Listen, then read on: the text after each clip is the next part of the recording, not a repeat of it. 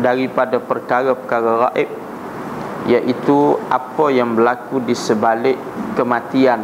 Kita hanya boleh tengok mati tua, kita panggil mati sakit, mati belanggar, itu kita tengok.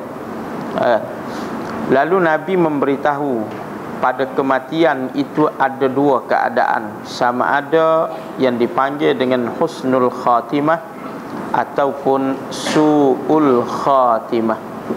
Nabi buat begitu 3 kali, kata Barak. Kemudian Nabi berkata, ista'idhu billahi min azabil qabri marrataini aw thalathan. Kata Barak, Nabi pun sebut, tuan-tuan, pohonlah perlindungan Allah Subhanahu wa ta'ala daripada azab kubur. Nabi peringat, pergi kubur, antara benda kita kena buat ialah minta perlindungan daripada azab kubur. Sebab azab kubur ni berat. Kalau tuan-tuan masih ingat, hadis pertama kita baca surah ni dulu, kuliah bersama saya, ialah hadis daripada Abi Sa'id Al-Khudri radhiyallahu anhu, hadis sahih berkenaan dengan keadaan kubur. Hadis itu adalah hadis yang menyokong hadis kita baca ni. Topik dia sama, cuma Nabi cakap panjang dan pendek tentang dua perkara tersebut. Hak ni Nabi cakap perihal kematian. Hak Abi Sa'id Al-Khudri, Nabi cakap berkenaan dengan perihal di dalam kubur saja. Maka kubur yang diletakkan mayat itu yang bersifat fajir, kata Nabi. Tuan-tuan sebut dulu, wa idza dufinal abdu fajir. Abi Sa'id kata dia macam keliru sikit, sama ada Nabi kata kafir ataupun fajir. Lalu ulama menyebut Nabi tidak menyebut kafir kerana yang kafir itu telah maklum, tetapi yang Nabi nak bincang ialah fajir. Sebab fajir ni terlibat kita sekali. Beriman tapi jahat, beriman tapi fasik. Lagu mana keadaan di alam kuburnya? Lalu kata Nabi sallallahu alaihi wasallam, perkara pertama berlaku ialah kubur kata ke dia, la ahla wala marhaba, aku tak embuhmu mari sini. Wal iyadu billah. Tuan-tuan hadirin dikasihi Allah Subhanahu wa taala. Kemudian kata Nabi, kubur rakyat lagi, ama in kunta la abghada man yamshi ala zahri fa idh walitukal yawma wasirta ilayya fasatara sani'ibik. Wahai manusia, fulan bin fulan, hendaklah kamu mengetahui bahawa sesungguhnya kamu ni adalah orang yang paling aku benci berjalan atas belakang aku selama ni. Waliyadzubillah. Kena laknat ke tanah masa tu, tuan-tuan hadirin dikasihi Allah. Ni berat belakang ni. Kemudian hari ni memari kepada aku dan Allah pun telah serahkan urusanmu kepadaku, tengoklah apa aku nak buat. Lalu Nabi menyebut perkara pertama dibuat oleh kubur kepada mayat yang fajir tadi ialah fayaltaimu, kubur tadi menghimpit mayat, sehingga Nabi akak dua tangan dia, Nabi sebut pada jemaah dalam masjid, sehingga bersilang tulang rusuk seperti mana jari ni, kata Nabi sallallahu alaihi wasallam. Itu salah satu azab. Kemudian kata Nabi sallallahu alaihi wasallam, Allah menghantar pula seekor ular yang mematuk dan mencakarnya. Lagu mana ular ni? Ular ni kata Nabi, kalaulah seekor daripadanya menyembur bisa ke bumi, ma'ambatat, tidak akan tumbuh segala jenis tumbuhan di atas muka bumi ni. Bisanya ular tadi, begitulah ular tadi akan mematuk dan menggigitnya sehingga berlakunya kiamat. Maka sebab itulah Nabi bila duduk tepi kubur, Nabi pesan, ista'idzu billah min azabil qabri. Penting tuan-tuan, doa kita pergi mayat-mayat ni, kita kena sangat-sangat berhemah ketika berdoa, sebab doa kita boleh jadi merahmati si mati. Jadi sebab tu Nabi pesan bila kita mayat-mayat kena benar-benar ikhlas. Kerana itulah pertolongan yang terakhir yang boleh sampai kepada Allah Subhanahu wa ta'ala. Tuan, hak semayang-mayat ni perintah agama. Hak tahlil tu jadi khilaf. Agama tak perintah. Kita mayat-mayat tak sungguh, tahlil sungguh. Boleh tak? Beringuk kepala-kepala. La ilaha illallah. La ilaha illallah. Sebab apa? Tahlil. Mayat-mayat, demo. Dia duduk ngisap rokok daun bawah. Padahal dia sepupu pada si mati. Boleh faham ni? Tuan-tuan hadirin dikasihi oleh Allah Subhanahu wa taala. Maka hak tu adalah perkara yang sabit. Sampai Abdullah bin Ubay mati pun Nabi nak pergi mayat-mayat lagi. Nak rakyat besarnya tanggungjawab semayat-mayat kepada sesama Islam, sehinggalah disekat oleh malaikat Jibril alaihi salam. Benda tu kita bincang panjang dah belum ni. Tuan-tuan hadirin dikasihi oleh Allah Subhanahu wa taala. Maka sebab tu agama perintah kita sebut perkara-perkara ni ketika kita mengurus jenazah. Tak minta dah rezeki. Habis mayat-mayat tak ada apa-apa dah tu iman berlalu, maka akaklah mayat bawa ke kubur. Ni dah habis mayat Al-Fatihah. Ada pula tahu kan? Kemudian doa pula. Dah tadi kan doa dah. Allah suruh doa masa tu. Dah ayalah 2-3 kali doa. Sebab kalau doa tu fokus pada orang mati, tak apa ni minta mula. Tambahlah rezeki. Rezeki apa kawan tu mati kerah dah. Kan? Tuan-tuan hadirin dikasihi oleh Allah Subhanahu wa taala. Kalau nak doa juga doa yang berkaitan dengan si mati tadi. Ataupun doa Allah sesungguhnya dia mati dalam keadaan kami melihat kejahilannya, maka lindungilahnya daripada azab kubur, kerana zuriat yang ditinggalkannya sangat jahat terhadapmu. Hak tu penting. Tapi jangan sebut gitulah nyaknya. Boleh faham? Orang ramai mari berat. Boleh faham tu tak? Nak cerita hak tu besar benar. Sebab apa? Seorang ayah yang mati meninggalkan zuriat yang fasik, maka ayah tak akan terlepas daripada azab Allah Subhanahu wa taala.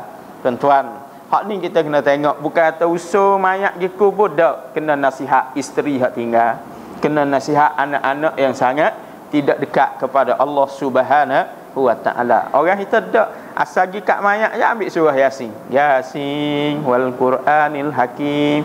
Tak ada manfaat pada si mati dan orang hak duduk tepi. Boleh faham? Sebab tak ada benda. Hari tu bukan orang baca Quran untuk si mati, baca Quran untuk ingat pada Tuhan. Tak, kita baca jadi tabiat. Bukan begitu tuan-tuan. Kena tengok lagu mana Allah Subhanahu wa taala dan Nabi sallallahu alaihi wasallam ajar kita. Saya nak sebut berat-berat kan kata Wahabi kan. Betul tak? Ni banyak dah orang sebut gitu. Royak sikit Wahabi lalu. Betul tak? Wahabi tu hak lain. Boleh faham? Tuan-tuan. Kenaikan ekonomi harga minyak adalah apa ini tajuk apa? Bacalah. Rahmat ilahi. Betul? Ketentuan Allah Subhanahu wa taala. Oh dahsyat. Betul tak? Ni qada dan qadar hebat ni tu beriman. Kenaikan harga minyak ni adalah ketetapan Allah Subhanahu wa taala. Fikir ni salafi ke jabariyah ni. Boleh faham? Bab tu bahaya, bimbang, takut salah pi, salah. Boleh faham? Bila salah pi, salah tak pi. Atau jadi besar. Orang menderita berat tiba-tiba sebut ketentuan ilahi. Hadirin dikasihi Allah Subhanahu wa taala. KG orang jahil lepas zina orang pun tangkap. Kenapa ni? Ketentuan ilahi. Ambil no. Betul tak? Itulah jawapan yang sepatutnya orang beri. Inilah yang didominasi didokongi oleh Jabariyah dan Qadariyah, tuan-tuan. Hadirin dikasihi Allah Subhanahu wa taala. Maka apabila ia berada di persimpangan antara meninggalkan dunia dan menuju pada alam akhirat, yakni kematian, di tengah dalam keadaan nazak itu, kata Nabi, nazala ilaihi malaikatum minas sama. Waktu itu turunlah malaikat daripada langit. Nabi mentafsirkan Al-Quran kerana Allah telah menyebut di dalam Quran antaranya, innal ladzina qalu rabbunallah thumma istaqamu tatanazzalu alaihimul malaikatu alla takhafu wa la tahzanu. Kita bahaslah kedah tu tuan-tuan.